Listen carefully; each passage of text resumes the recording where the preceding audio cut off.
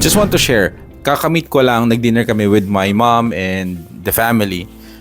And naalala ko lagi yung business lesson na tinuturo niya sa akin. Hindi siya MBA, hindi siya business course, pero she done so much, nakakahanga lang. At ituturo ko sa inyo yung lagi ko naaalala na turo niya sa akin. Para mag-excel ka sa business or sa kahit anong gusto mong gawin, yun ay huwag kang mahihiya. Sabi niya sa akin, Anak, ang laging aagaw sa gusto mong gawin or sa success mo ay kapag mahiyain ka. kasi parang hindi pa nangyayari isang magandang bagay dahil nahiya ka, hindi mo na siya makukuha.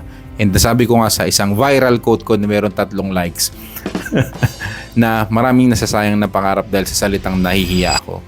I-convert niyo yung hiya into excitement. Ma-excite ka sa pwede mangyari kaysa matakot ka sa mga hindi dapat mangyari. Victor's Day.